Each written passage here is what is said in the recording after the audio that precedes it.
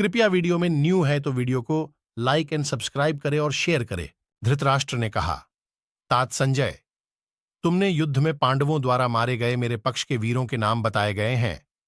अब मेरे योद्धाओं द्वारा मारे गए पांडव योद्धाओं का परिचय दो। संजय ने कहा, राजन, अत्यंत वीर, महान, बलवान और पराक्रमी जो कुंती भोज देश के योद्धा थे, उन्हें गंगानंदन भीष्म ने मार गिराया। पांडवों में अनुराग रखने वाले जो नारायण और बलभद्र नाम वाले सैकड़ों शूरवीर थे, उन्हें भी वीरवर भीष्म ने युद्ध में धराशायी कर दिया।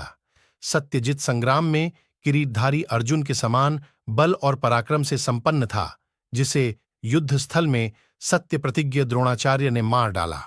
युद्ध की कला में संपूर्ण पांचाल धनुर्धर द्रोणाचार्य से टक्कर लेकर यमलोक में जा पहुंचे हैं।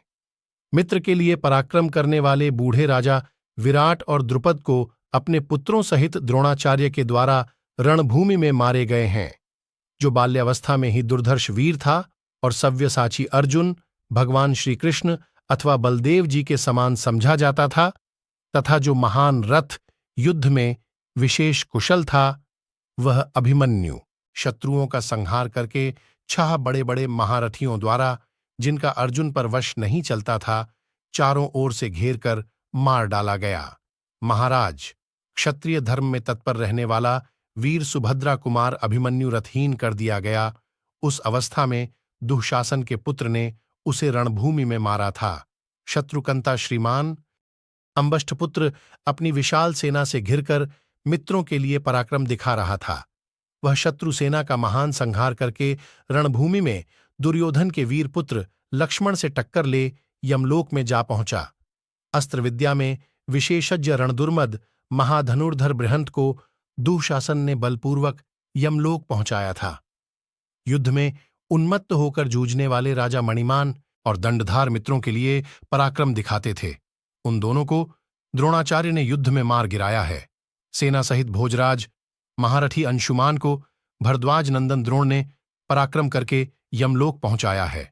भारत समुद्र तटवर्ती राज्य के अधिपति चित्रसेन अपने पुत्र के साथ युद्ध में आकर समुद्रसेन के द्वारा बलपूर्वक यमलोक भेज दिए गए।